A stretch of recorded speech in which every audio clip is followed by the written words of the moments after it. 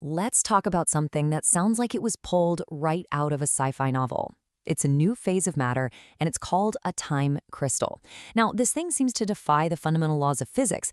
It acts like a kind of perpetual motion machine, something that could just tick forever with no energy. So, is it impossible?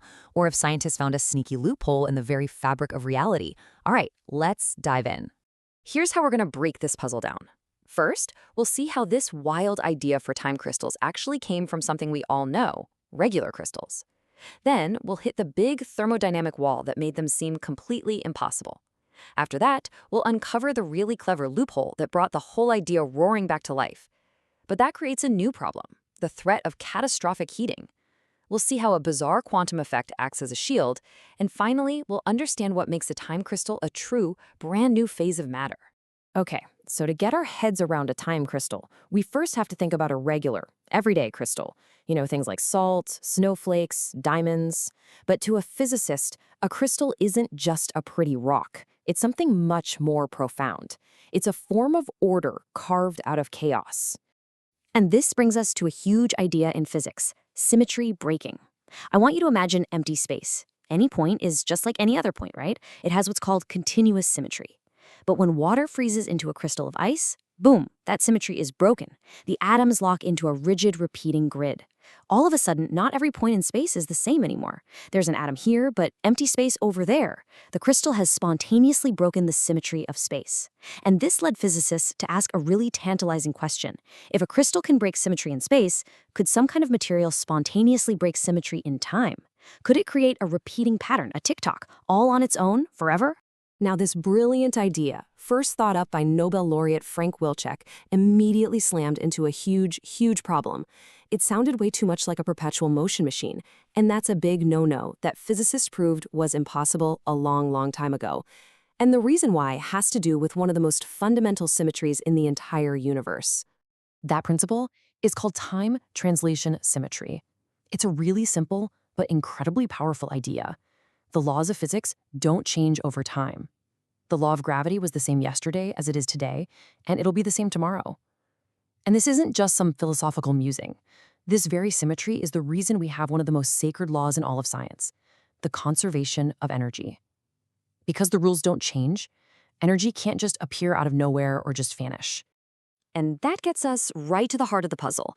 The original dream for a time crystal was to find a system in its ground state, that's its absolute lowest possible energy state, like a ball that's rolled to the very bottom of a valley and stopped, and then have it just start oscillating, all by itself.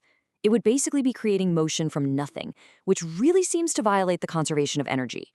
This is where the laws of thermodynamics just build this seemingly impenetrable wall. See, any system with a lot of interacting parts, like the atoms in a pendulum, naturally just settles down into what's called thermal equilibrium. This is the state of maximum entropy, or to put it simply, maximum disorder. Just think of a drop of ink in a glass of water. It doesn't stay as a neat little drop, right? It spreads out until it's just a uniform gray mess. Well, that final uniform state is equilibrium. And by its very definition, an equilibrium state is static. It's at rest. It doesn't just start moving on its own. As physicist Vidika Kimani puts it, the energy you put into a system just gets shared among all its tiny internal parts. Even if you built a perfectly frictionless clock, the energy from its swing would eventually just dissipate into the jiggling of its own atoms, and it would grind to a halt. It's the famous second law of thermodynamics, and it is relentless. So this was the bottom line. In 2015, a rock-solid mathematical proof, a so-called no-go theorem, came out and confirmed what everyone suspected. It was official. In any system at thermal equilibrium, a time crystal was flat out impossible. For a little while there, it really seemed like the dream was over. But scientists are creative. They realized that the no-go theorem had a condition. It only applied to systems in equilibrium. So they found a loophole. What if you kicked the system out of equilibrium? What if, instead of leaving it alone, you actively, periodically drove it? And this is the modern, game-changing idea of a time crystal. It's not a system left to its own devices. No. It's a system that's being periodically shaken or kicked by some external force, like a laser that's pulsing on and off. You're constantly putting energy into it, so it's not a perpetual motion machine anymore. The real magic, though, is in how the system decides to respond. Imagine you're pushing a kid on a swing. You give a push every, let's say, 2 seconds. That's your driving period, T. Now, you would expect the swing to go back and forth with that same 2-second rhythm, right? Of course. But a time crystal does something truly bizarre. If you push it with a period T, it responds by oscillating at a period of 2T. It spontaneously adopts its own slower rhythm.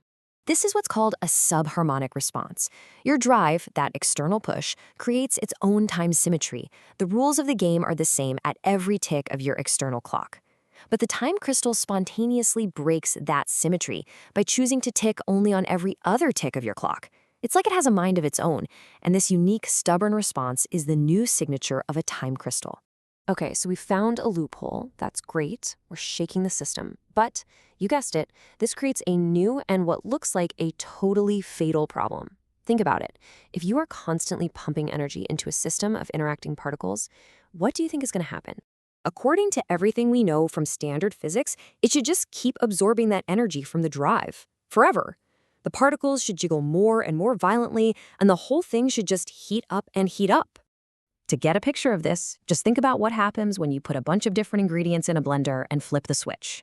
The drive, those spinning blades, pumps energy in, and all the distinct parts get chaotically mixed together into mush.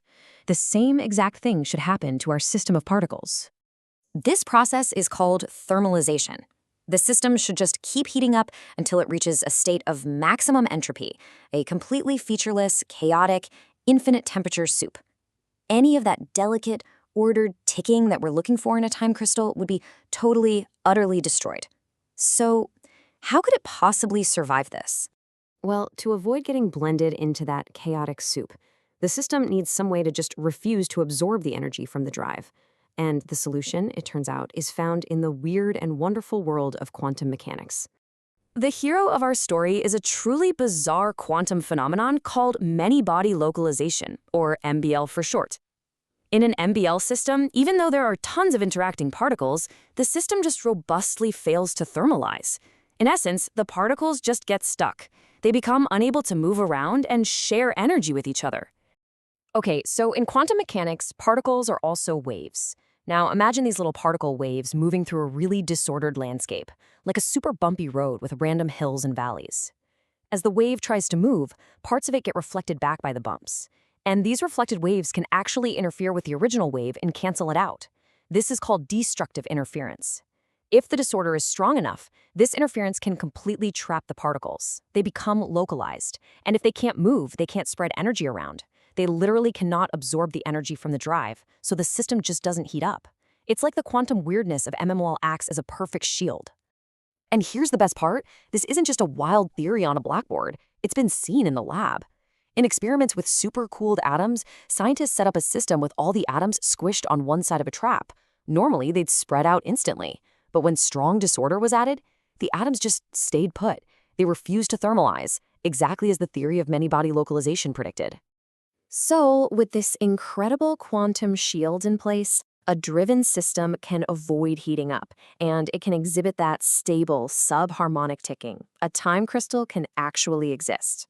But what makes it a genuine phase of matter, like a solid or a liquid, and not just some kind of laboratory curiosity? Well, to join the Phase of Matter Club, it has to meet 3 pretty strict criteria. First, it has to exist in what's called the thermodynamic limit, meaning it's a collective behavior of many, many particles, not just a few. Second, it has to have that signature subharmonic response, spontaneously breaking the time symmetry of the drive. And third, it has to have rigidity. This just means the behavior is robust, it's tough. It doesn't just disappear if you tweak the drive a little bit or if your system has tiny imperfections. It's a stable, resilient state. And these driven, many-body localized systems, they meet all 3 criteria. Time crystals are just a stunning breakthrough. They show us that by stepping outside of the comfortable, familiar world of equilibrium, we can find entirely new kinds of order that we used to think were impossible. They are the very first example of a vast, new class of non-equilibrium phases of matter. And that leaves us with a really exciting final thought. What other impossible phases are out there, just waiting for us to discover them in the wild frontier beyond equilibrium?